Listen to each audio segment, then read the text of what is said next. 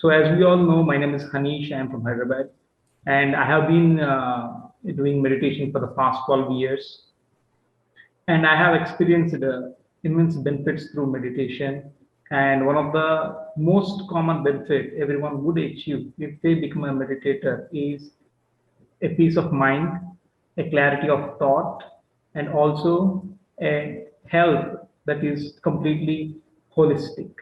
Without much delay, I would like to invite our next speaker, Dr. Nandita Shah, who is also going to talk about disease reversal and who is also going to who has been working extensively on this.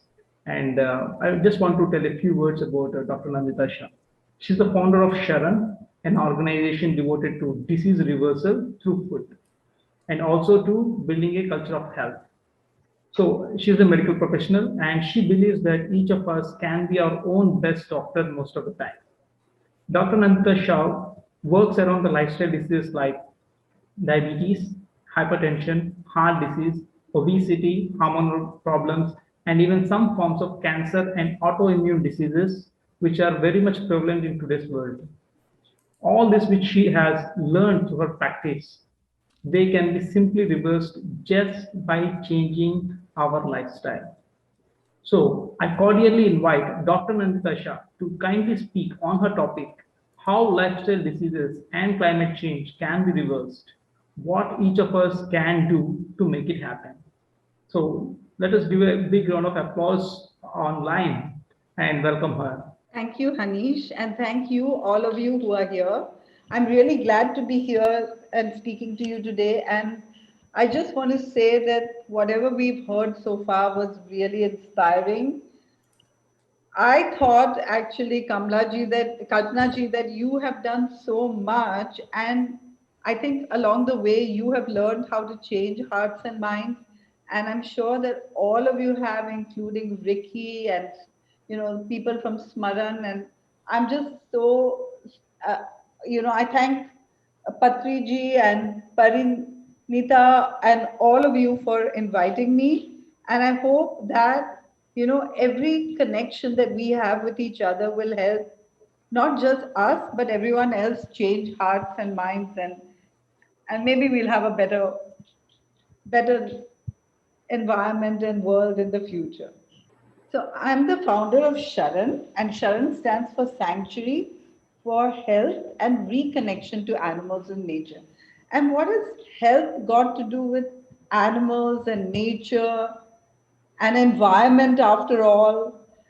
So what has all this got to do with environment and nature and animals, and how does lifestyle disease have to do with climate change, and how can we change climate problems with our diet and with lifestyle diseases? And that's what we're going to talk about today. Sharan helps people prevent and reverse diseases just through food. How many of you would like to live a life without medicines? I'm sure everybody, right? And yet today we are living in a culture where medicines are just given everywhere, right? Nowadays you can even buy packages to of medicines in case you get COVID-19 and so on and so forth. Now, today we have lifestyle diseases common.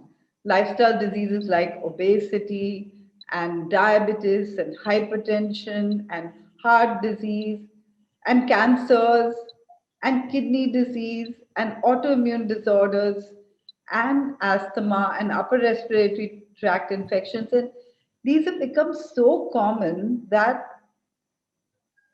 one forgets that they are lifestyle diseases, that they can actually be started and therefore prevented just by changing lifestyle. Now, how can we reverse these diseases by changing what we eat? So I'm going to start by telling you how we can reverse these diseases and what changes we need to make and how that helps with climate change and how we can make the whole connection. So if you had a car like this, a fancy car or any car for that matter, what kind of fuel would you put in that car? And I'm sure you'll say that it would be the fuel that's mentioned on the manufacturer's manual. If it's a car that runs on petrol, it would be petrol and otherwise diesel. And that's the same for animals. Every animal eats according to its manufacturer's manual, which is its instinct. For example, if you had a cow, what would you feed it? Grass. Why? Because cow has grass in its instinct.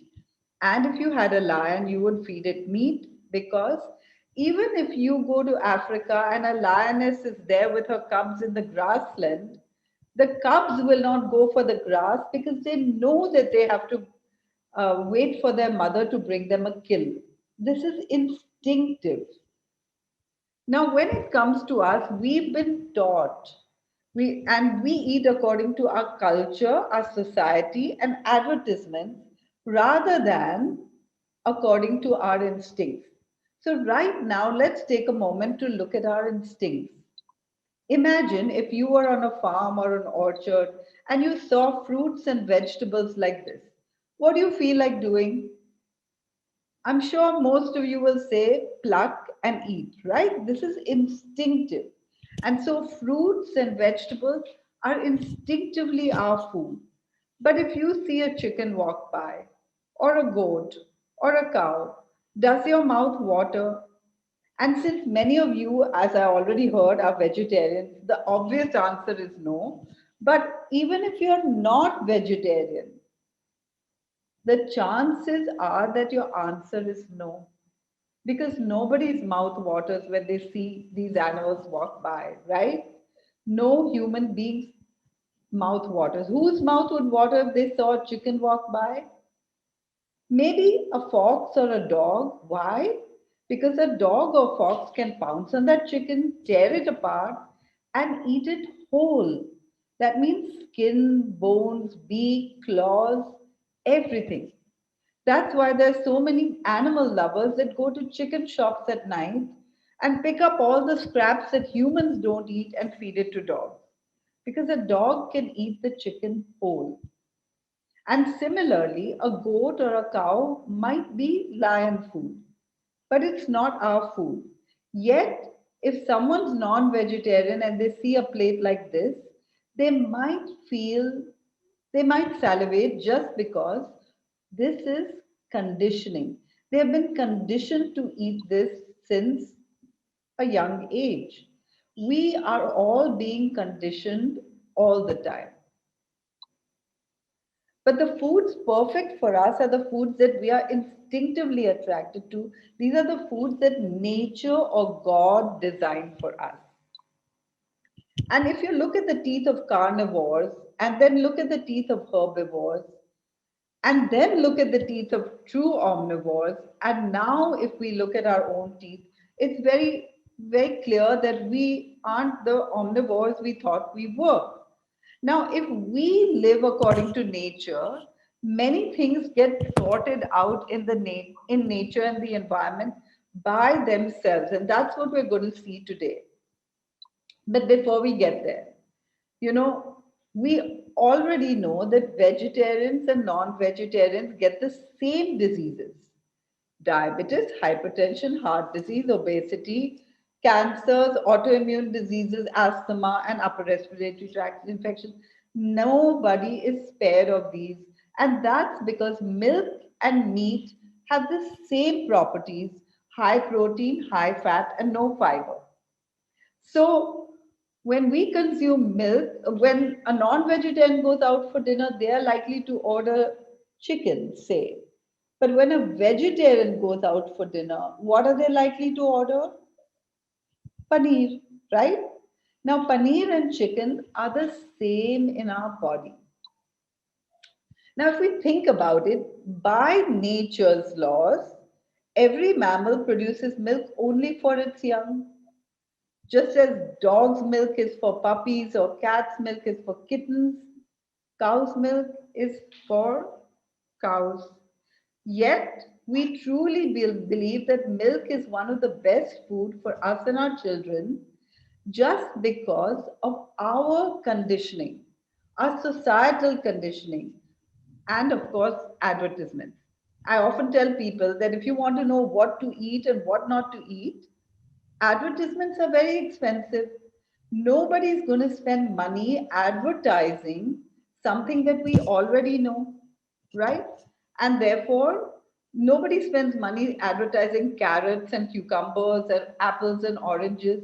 These are already in our instincts. But haven't you seen the ads for milk? Now, if you think about it, a baby is connected with its instincts, and every baby loves their mother's milk. They don't want to leave their mother's breast. But if you first give them cow's milk, no baby appreciates. And that's why mothers add cocoa and sugar and, you know, run around the child until it finishes its glass of milk. Now, actually, I used to love milk. I was one of those rare kids, and I just loved the way that milk made me feel full. I'd have 3 glasses of milk a day when I was a child, and then some buttermilk or curds or whatever else was on the table. And I made the switch only because of compassion. I found out that cow's milk, in order for us to consume cow's milk, it's as blood stained as eating meat or chicken or fish because when we consume milk, a calf doesn't get it. Did you know that cows are repeatedly impregnated, as in raped, so that they can become pregnant, so that they can have a baby, so that if the baby is taken away from them, all their milk can go to the market. And I didn't really make the connection even as a doctor in the beginning. But when I thought about it, I remember that my grandmother used to make a delicacy out of colostrum. In Maharashtra, we call it cheek. And that means that the calf, which is always a male calf, has gone to make calf leather or veal as soon as it was born. And I just thought that was so upsetting that I had to become vegan overnight. After I became vegan, I began to understand why milk is so bad for us. For example, today we have so many hormonal problems.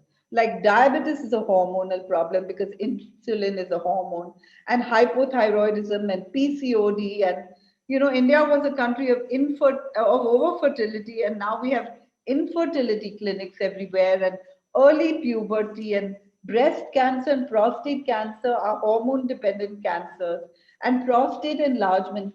These are all just some of the common hormonal problems. And why are we getting these hormonal problems? Because milk is flooded with hormones. You know, a female mammal has naturally hormones. Which hormones? Of prolactin and estrogen and progesterone and oxytocin and growth hormone.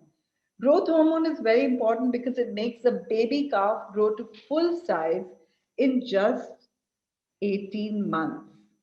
And when we consume growth hormone in the form of milk, we grow in height, but we also grow in weight.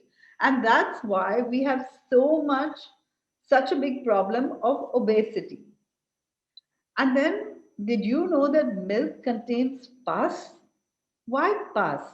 Because these udders, these delicate mammary udders of the cow, are not meant for human hands or even milk machines, but they're meant for a baby calf.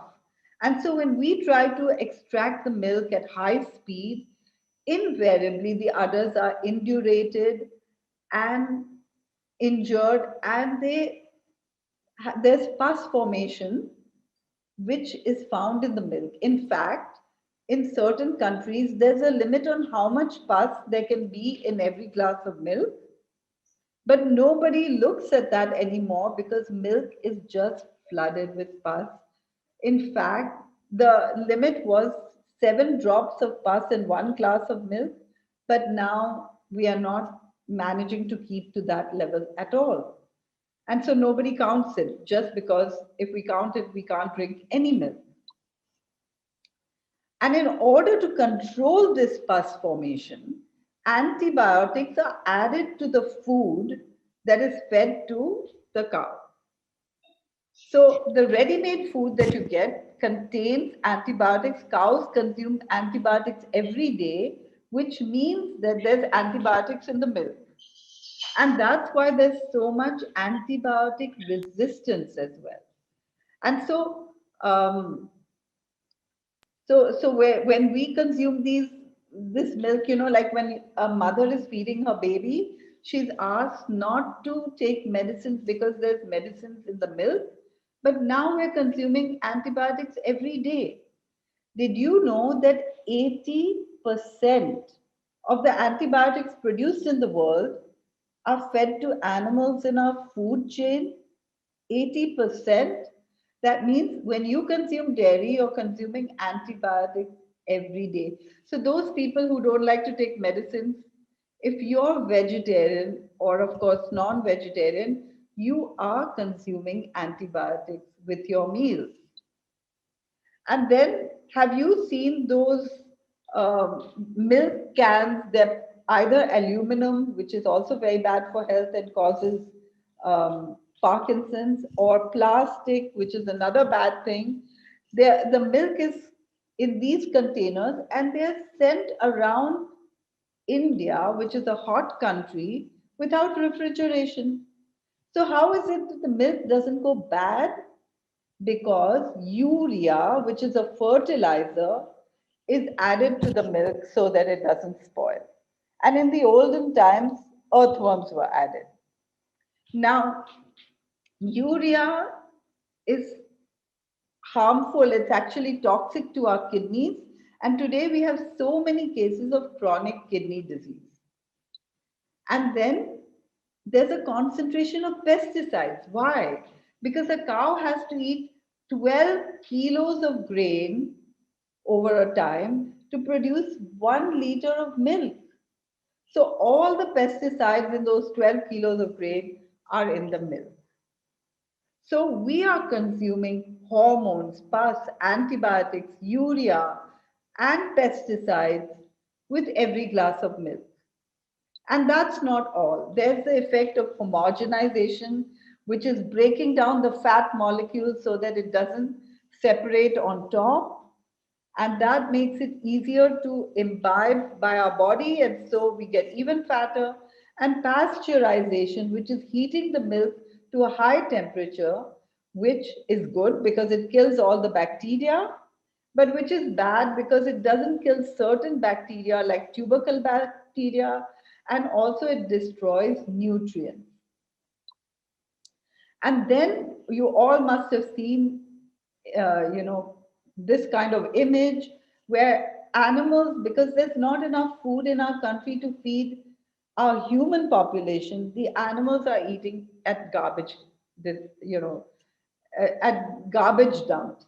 And since we throw all the organic waste that the animals could have eaten in plastic bags in the garbage dump, these animals are eating their food within plastic. And so there's a fabulous movie called The Plastic Cow. It's on YouTube and it shows how, these animals sometimes just drop dead because of plastic in their rumen. Cows have been found to be alive with 85 kilos of plastic, and this has been removed through rumenotomies. But cows also drop dead because there's so much plastic in their rumen that they can't eat anything more. So I highly recommend this YouTube video, The Plastic Cow. And then, all these cows, after they have been used and abused and exploited by artificially inseminating them and taking away their babies, and then within 2 months, artificially inseminating them again. They manage to go through 2, 3, or maximum 4 pregnancies, which means they go to slaughter at the age of 6 years at the latest, whereas a cow could live up to 27 years. And all the slaughterhouse byproducts are sent to rendering plants. That means the skin, the plastic tags, the hooves, the bones, anything that nobody else can do anything with goes to the rendering plant, and it's dried up and fed back to animals in our food chain. Can you imagine? So now a herbivorous cow is eating slaughterhouse byproduct. And when we consume milk, everything comes back to us. The PCBs in the plastic, the whatever parts in the rendering plants, and this causes, amongst other things, autoimmune diseases. And on top of this, newspapers and TV are going hoarse telling us that 65% of the milk in India is adulterated. Adulterated with what? Paint, detergent, oil, sugar, water. That means if you're having that biscuit or that cup of tea, you don't know whether your milk is adulterated, but the chances are that it is, because 60 to 65% of the milk in our country is adulterated. So dairy contains many things which can be harmful to health: hormones, pus, antibiotics, urea, a concentration of pesticides. We talked about the effects of homogenization and pasteurization, rendered animal parts, PCBs from that garbage can, and that garbage can also contains many things which could be even worse than plastic, like razor blades and sanitary waste and so on, and then adulterants. This is what we stand to consume with every glass of milk. And actually, Dr. Spock, who was a pediatrician of my parents' generation, that means, 80 years ago, my parents were 60 years ago, my parents were reading his book, and he said that cow's milk has always been oversold as a perfect food. But we are now seeing that it isn't the perfect food at all, and that government really shouldn't be behind any efforts to promote it as such. This is in a country where the cows are not eating out of garbage cans.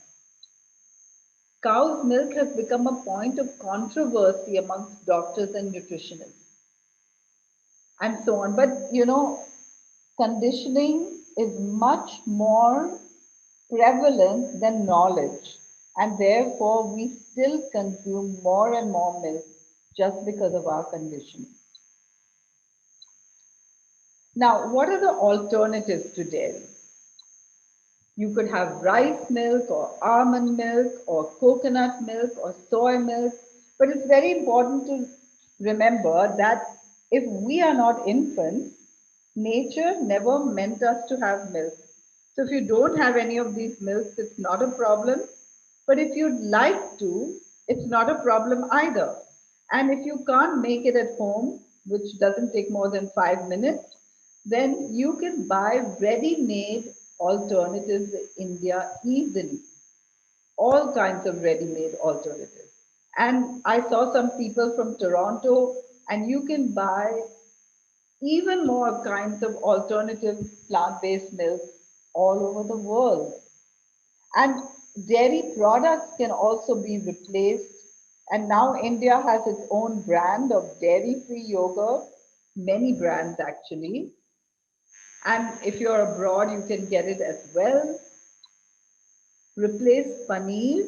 The very best replacer for paneer is tofu, but tofu doesn't quite taste like paneer. So if you marinate it in cashew cream, it can taste like paneer, but without all the problems of dairy. You can replace cheese. These are handmade cheeses made of cashew and other ingredients, and they're totally delicious and they're totally compassionate. And we'll soon see they're also good for climate change. And so there are many vegan cheese brands available in India and abroad, so everyone can have whatever they like to have. Now, amongst all these diseases, we have COVID 19. And COVID 19 mainly affects the lungs. And that's another big reason that we should avoid milk, because dairy is mucus forming. And that's why Ayurveda always mentions that milk should be avoided, especially when you have cough, when you have mucus in the lungs. And we also know that lifestyle diseases are co-morbidities for COVID 19. And if all these lifestyle diseases can be reversed, right, just by eating right, then what are we waiting for? Now, if we want to get rid of any lifestyle disease, how do we get rid of it? And it's actually by removing the cause. For example, when someone gets diabetes, they go to the doctor and doctor tells them not to have carbohydrates and sugar, and almost everyone does it, but they never get better. Why? Because sugar is not the cause of diabetes. High blood sugar is the result of diabetes, and the cause of diabetes is insulin resistance. Now, what we do at SHARAN is help people understand the nutritional cause of disease, remove that substance diabetes cause. So, you heard about my book, Reversing Diabetes in 21 Days. And that actually originated because we have a 21-day health retreat where we do all the lab reports at the beginning and all the lab reports at the end, and enjoy fabulous healthy buffet meals during the program while having lots of fun. And we actually reduce medicines throughout the program. And by the end of the program, we do all the lab reports again so that everyone can see how quickly our body works to heal. I'd love to talk more about how our body works to heal, but I don't have enough time. So I do invite you to check out our website and join some of our programs if this is of interest. Now, reversing disease requires a shift in consciousness, a shift from a culture of disease to a culture of health. And that requires both knowledge and the mindset, or the willingness to change, or the willingness to shift from that conditioning. And I just want to assure you that it's really, really easy. Now, today we have a lot of depression, anxiety, stress, and COVID 19 is not making our lives any easier. But how is diet connected to stress? You know, when we are stressed, we produce adrenaline and stress hormones. You must have heard about that. And when animals are stressed, they too produce the very same hormones. So if we are consuming animals that are a result of factory farming, and nowadays everything is factory farming, and if we're consuming their secretions, whether it's eggs or milk, we are consuming their stress hormones. And if we just stop consuming all these animal products, it's really amazing how our stress goes down. So, what we eat, when we eat animals or their secretions, the feelings of the animals are transmitted to us. Their insecurity, their forsakenness and alone, their hopelessness and despair, and their fear. And by changing our diet, within a few weeks or months, these stress hormones get out of our system. And so we only have the ones we are creating ourselves. I did an internship at a place called Farm Sanctuary in upstate New York, and I had the opportunity to look after this calf who was dumped to die at the age of 2 days just because he had diarrhea and he's a male calf. And no, it's just not worth spending money on male calves to get them well because they are sold for $2 and vets cost much more. Bringing this calf up was like bringing up a baby or a dog or a puppy or any animal. We really grew attached, and I got to see how animals have the same feelings just as we do. But our culture desensitizes us so that we can assimilate the message of profits over principles. You can't sell milk unless you kill the calf. So it's our conditioning. And when a lie is repeated often enough, it takes in our mind the form of truth. Like we all grew up believing that milk is the best food. And truly it is. But cow's milk is the best food for calves. Mother's milk is the best food for us. And once our mother's milk is no longer available, we just don't need milk. Now, changes that I, started asking my patients what they noticed when they changed their diet, and the changes that people noticed were like these: a lot more clarity. Imagine that you can get these changes just from changing your diet. Of course, you can get them through meditation, but imagine if you could change your diet and get these changes. Clarity, more relaxed, more grounded, more maturity, more energy, more security, more confidence, responsibility, and contentment. I don't have the time to tell you all these stories, but it was a change in paradigm, a paradigm shift just by changing their diet. So now back to COVID 19. If we want to get rid of COVID 19, what do we need to do? And the true answer is that we need to get rid of the cause of COVID 19. Of course, to secure ourselves, we should get rid of the underlying diseases. So, a few lessons from COVID 19: we are all connected. We all need to work for a culture that prevents the spread of COVID 19. And that I don't believe is just wearing masks and using hand sanitizer, but it's much more than that. Because, you know, if we are burning firecrackers or destroying the environment, then the air is polluted and we are more likely to get the bad effects of COVID 19. If we do something against nature, we have to bear the consequences. And previous speakers have been talking about this. And governments can implement changes, but they need to do the right change. And governments have implemented changes. We have lockdowns and masks and all these things going on. But if we want to prevent COVID 19 from spreading, because these measures are all short term measures, they haven't handled the cause of COVID 19. But if we want to spread COVID 19, to stop COVID 19 from spreading, we need to see where it started. It started in a wet market.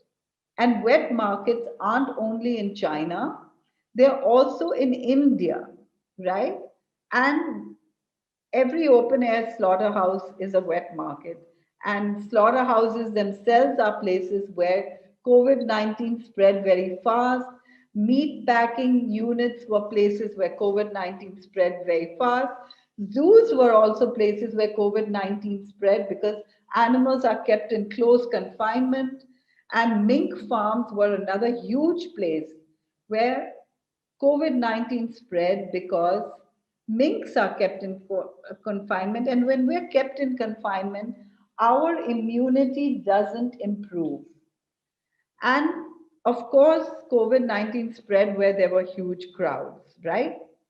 So right now we're kept in confinement and we're not improving our immunity because it's just a short-term measure, but we need to think about long-term measures. That means removing the cause of COVID-19. And we need to remove the co-morbidities that make COVID-19 worse. And all of these can be done by changing what we put into our mouth. And I heard speakers talk about plant-based diets, and plant-based diet isn't vegetarian because milk doesn't come from a plant. It comes from an animal, right? So we really need to start thinking about what is a plant-based diet and how can we shift towards a real plant-based diet. And that's because India has the largest population of cows in the world. Now, the cows are not ecological because they destroy biodiversity because forests are cut down in order to make grazing grounds for cows, but also because these cows need land, water, they pollute the environment, and they are one of the biggest causes of greenhouse gases. And our earth is in a mess right now, right? Because of climate change that we are creating by eating animals in our food chain. Right now, there are more livestock on the planet than human beings. And the number of human beings is really high, it's heading towards 8 billion. But did you know that more than 70 billion, I want to repeat that, 70 billion land animals are slaughtered every year to feed our less than 8 billion. That's a lot of animals. And this livestock creates 81% of all the greenhouse gases on the planet. 81%, more than all the cars, trains, planes, and automobiles, and trucks and everything combined. Isn't that something to think about? Like we could return our planet to the green forest that inhabited the planet before just by stopping eating all animal products, including dairy. And I talked about the land animals, but I didn't even talk about the sea animals that are dying in even higher numbers than the livestock. So, a few lessons from COVID-19. We should eat and live the way we were designed to by nature or God. We should minimize dairy and all animal products. We should trust in our body's ability to heal, and you could learn much more about that from our organization. So I really invite you to have a look at our website and join us sometime. And we could arrest climate change with the same stroke that we could get healthy from. So we should do it right now. And SHARAN can help in a number of ways. We have a lot of information on our website. We also have a team of doctors and nutritionists, and we do consultations all the time. And our consultations are short. Like we have a single consultation packages and 3-month consultation packages because we really expect people to get well fast. And after that, they won't need us anymore. And then we have cooking classes to teach people techniques of healthy cooking. And we have online programs and books. And you can download our recipe books and our SHARAN Health books for free by going to our website. So that's all from me right now. I'm going to stop this share and get back to you. And I hope that this was of some value, and I'd be happy to answer any questions if you had some. Thank you, madam. That's really a fantastic presentation. And we, SWAG, Say Water and Go Green, have been advocating a vegan approach to life. And we have been trying to follow the vegan and the plant-based diet. And most of our, all of our society members are have become vegetarians after coming into meditation. Even I was a non-vegetarian, and I became a vegetarian only when I came to meditation. Only meditation helped me to actually become more sensitive towards the fellow beings. And I really appreciate the way you shared your message. Thank you, madam. And we are actually running out of time. And thank you very much, Dr. Ji. Namaskar. Namaskar to you, Patriji, and gratitude for inviting me here. You are absolutely necessary here. Thank you. Okay, that's a wonderful presentation, ma'am. Thank you so much once again from the bottom of my heart and from all our participants and SWAG. And now I would like to invite my. We wish you to visit our meditation centers, pyramid centers.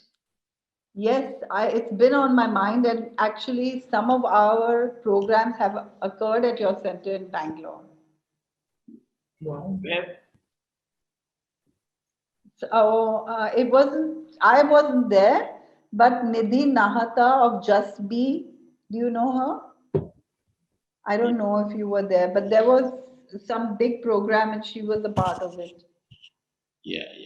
But please come down to Bangalore Pyramid Valley. Yes, I will. Thank you for the invite. Anytime. I am here in the Pyramid Valley. Oh, that's lovely. You should be here. Yeah, thank you. Thank you, Pari, for this great master. Thank you, Father. Thank you, Dr. Nandita Shahji, for such a wonderful, such a beautiful presentation to give us the reality, to do some fact checks about what is exactly happening in the entire world behind our backs. So thank you so much for that wonderful presentation, and lovely to have you here with us. Thank you. And as my father has said, please, come to Bengaluru. Please visit Pyramid Valley. It's a beautiful campus where you can meditate. You can just, re-energize yourself and read books and whatnot. So we invite you as PSSM to please come and visit Pyramid Valley, which is in Bengaluru. Thank you, and congratulations for all you do. Thank you, ma'am. Thank you so much. Thank you.